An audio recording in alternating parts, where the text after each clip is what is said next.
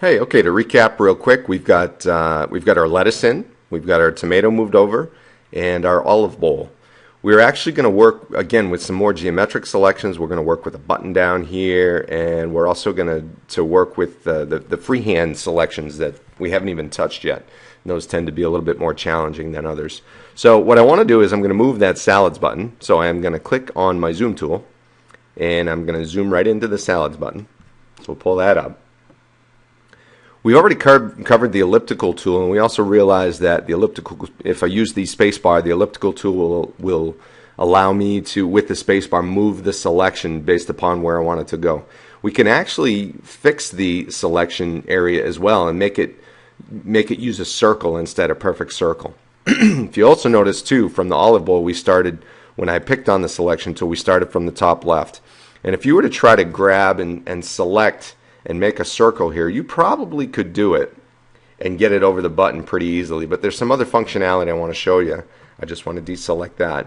What happens if we want to start from the middle of the button and then drag out as opposed to dragging down and to the right? If I put the cursor somewhere in the middle and I hold down the Alt key, you'll notice the selection comes out from the middle and I'm not dragging out from the left anymore. I still have my finger on the mouse button, and I'm going to drag out until I can try to get the selection to hit the outsides of the button. The other option that we have here is I can also hold down the Shift key. I still have my finger on the control button, still have my finger on the Shift key, and I still have my finger on the mouse button. And what the Shift key allows you to do in conjunction with the other two is it allows you to make a perfect circle. And the interesting piece here, if I go really big, I can try to size the circle down, and you'll notice I'm a little off on the size of the circle, so I'm going to shrink it down. And then the last keystroke, if you saw my left hand right now, you'd think I'm nuts, but I'm going to go ahead and throw my thumb on the space key, which again, if you know from the last lesson, it allows you to move the circle at the same time. So I'm going to adjust where the circle is, going to let go of the space key, and I'm going to push out again. I'm going to move it up a little bit. Space key again, move it up. Let go. I think I got it. So to back up, here we go. Alt key, when you're holding the Alt key, allows the circle to come out from the middle. The Shift key allows you to create a perfect circle selection. And then the last key I threw in with my thumb stretching was the space bar. So it's a tough stretch on your left hand there. So you got to think about which fingers you want to push on which keys to be able to do it. Of course, your right hand's on the, if you're righty, your right hand's on the mouse button. So there's my perfect circular selection. Well, not perfect, but close enough. My good circular selection. I'm going to zoom out, Control minus, and get back to the cutting board. And what I'm going to do is I'm going to move the button. However you want to do it. You can use the Move tool. You can hold down the Alt key, move with the selection. I'm going to move it up just above the cutting board. And what we're going to do is we're going to replicate this button twice. So there will be 3 buttons at the top of it. But before I do that, I need to change the color. And there's a couple of things I just want to show you. I'm basically going to, I don't like the pink. And you could change the color if you wanted to just by picking a paintbrush and going and changing the color. But you've got this adjustments panel, which basically allows you to do a bunch of things. We'll come back to hue and saturation with the caret in a minute. But the one I want you to use is called Adjustments Invert. And you'll notice the minute you do that, the button goes from pink to green, which in essence is pink is the opposite of green on the color spectrum used by Photoshop.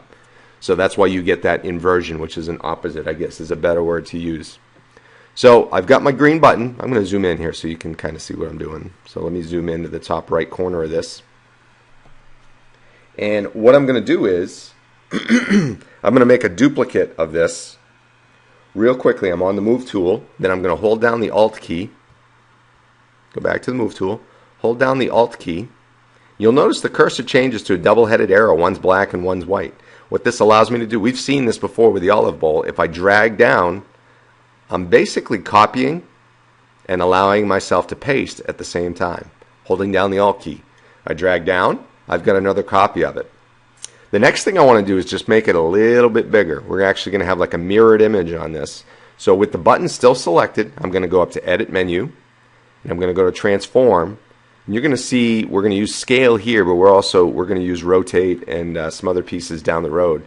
But scale is the one I want. So I click on scale. You'll notice a transform box shows up around the button.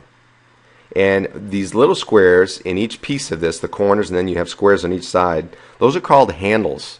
And what the handles allow you to do in the scale transform is it allows you to make the button bigger.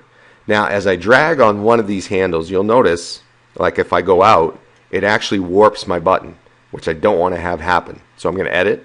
I'm going to undo that. And let's say, okay, so I'll say I'll go down to the bottom corner. But again, depending upon your mouse skills, you may be warping it as well. So I don't want to do that either. So there must be a way to make it proportional. If I hold down the shift key as I click on the bottom right corner, now I've got no way to go. If I go way up here, it doesn't warp. If I go way down here, it doesn't warp. So it just allows me to create a proportional, bigger button. Make it just a little bit bigger. And you'll notice that now I still have my transform box up. Now if I go to File, you notice I'm limited as to what I can do. This mistake will trip you up from time to time. None of my menus are active. I can't even go to a tool right now. It asks me, do I want to apply this transformation? Let me cancel just real quick. Couple things. So you can't go to any tool right now, and this will trip you up. You think you're ready to move on to the next step, and it'll be, what's going on here? I have no menus, and I can't use any of my tools. The transformation box is still up. There are two ways to get out of transform mode. One is a check mark up here. It says commit transform. The other, which I found to be easier, I just hit the return key or the enter key on the keyboard. Your box goes away, and now the program now responds to everything that you've got. I can pick tools, I can pick menus, I can do whatever I want. So a very important piece to remember. So the last piece I will tell you, we're going to make another copy of this. I'm going to go to the move tool. I'm going to hold down the alt key. And we're going to drag a third copy of this button out, layer it right on top of the second, and I am going to transform that and make that even bigger. So I'm going to scale. I'm going to hold down the shift key to make it proportional, and I'm going to make it just a little bit bigger. Hit the enter key to get out of transform, and I'm done with the buttons. And we are good to go right there. We'll stop right now. We'll come back. We'll finish up with the carrot and the bell pepper and some other pieces.